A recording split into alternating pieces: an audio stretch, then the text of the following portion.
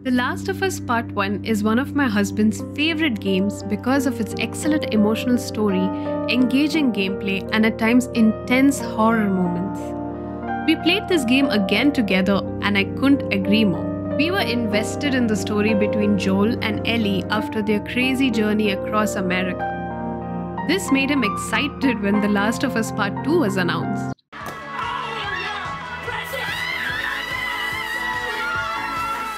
He told me all about Naughty Dog as a game studio and how they have extremely detailed video game production. I was hyped up with him. We won't go into the spoilers for The Last of Us Part 2 in this video. My husband pre-ordered this game and was amped to play till he read the outrage online with all the lingering controversy. We tried to avoid all the spoilers before playing the game, and so we had a chance to play it without any idea of what to expect. Remember that big thing I was going to tell you about? Oh, no.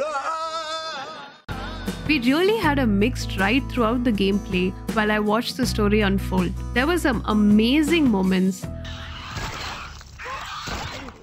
while also having to sit through parts of the game with new characters. The game looks gorgeous. It is surely a work of art, and I had to look into how these games are made to understand how much work goes into making them. Well, I realized that video games take actors, artists, software developers, directors, writers, music producers, cameramen, stuntmen, and a whole other crew that aids in the creation of such a AAA game. It made me appreciate the gaming industry in a new light. The combat in this game feels familiar if you have played the first part. There's hand-to-hand combat, melee weapons, some interesting new guns, and innovative grenades that can help you approach the combat in the way you want. There is a looting system like before, where you search your surroundings for items that help in the crafting system that is still present. Ellie now has a knife, so you don't need to keep making shivs. That's a quality of life improvement. The movement of Ellie is also faster, and she's so agile in evading her enemies and disappearing into the shadows.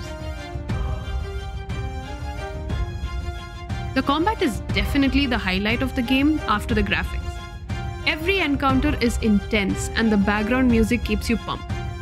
The enemies now call out the names of their fallen friends, which adds a layer of realism. They are much more aggressive than before in hunting you down using a new system with the dogs that can sniff you out of hiding. Stick your nose in there and check around.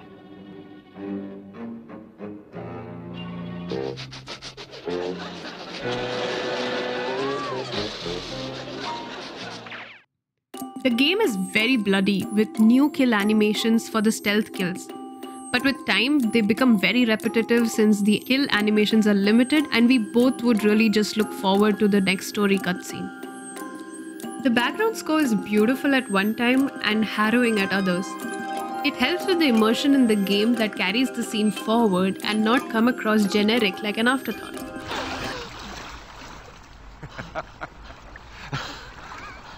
What is wrong with you? You should see your face right now. The game gives you the opportunity to unwind by playing your own tunes on Ellie's guitar. I did grab the controller from my husband, and for me it was relaxing among all the violence, but I cannot say the same for him.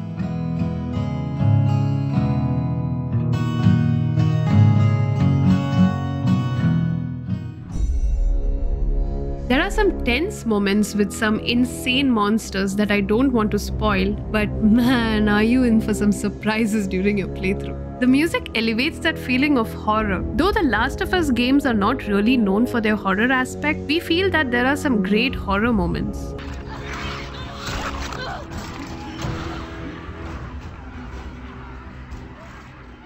The maps are much larger than before, but they just add the illusion of making the player feel like it's an open world game. The routes you take are cleverly made to guide you in the direction you're actually supposed to take. The game takes around 20 to 24 hours to complete based on the difficulty or even how much you're willing to scavenge the environment for loot to upgrade weapons or make health packs. Coming to the story, oh, the story. The first game had a well-paced story of Joel and Ellie that made us love their bond. The almost father-daughter story was really endearing and made us fall in love with the characters. Joel and Ellie's bond is showed sparingly, but we would get excited to see them on screen. Even though it didn't feel like there was a need for a sequel in terms of how the previous game ended, most fans would have wanted a continuation of their tale when they heard about the new game. Instead, the writers have taken the story in a direction that we never expected. There are also new characters with whom we spend a good chunk of the playtime. This can be very distracting from the story and the anticipation of the players who want to see how it all fits together towards the end. We wanted to skip through these parts and come back to the characters we love. The game producers wanted to bring something unexpected and talk about the side of how some decisions in life can affect the stories of not just yourself, but others too.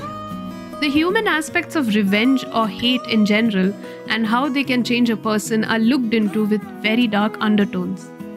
It can make almost anyone uncomfortable under their skin. But overall, we are very mixed in terms of the story.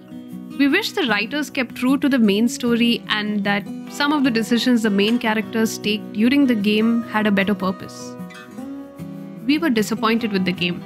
It did not meet our expectations as far as the story goes, which is the main component of the Last of Us franchise. The bar was set really high in the first game and we were curious to see how the story unfolds. While we understand the writers wanted to explore a difficult story with an undertone of human emotion to explore the aspects of hate, it falls short.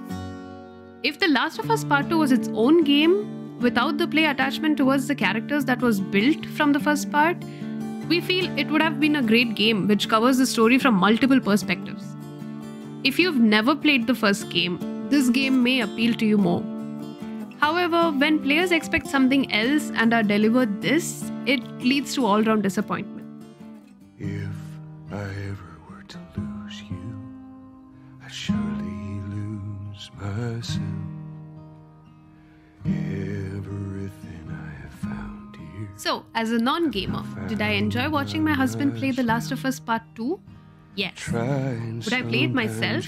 No way, too violent and dark for me. If you enjoyed this video, please do like and subscribe to our channel. And if you found this video helpful, do share it with others who are into gaming and those who might be new, like me.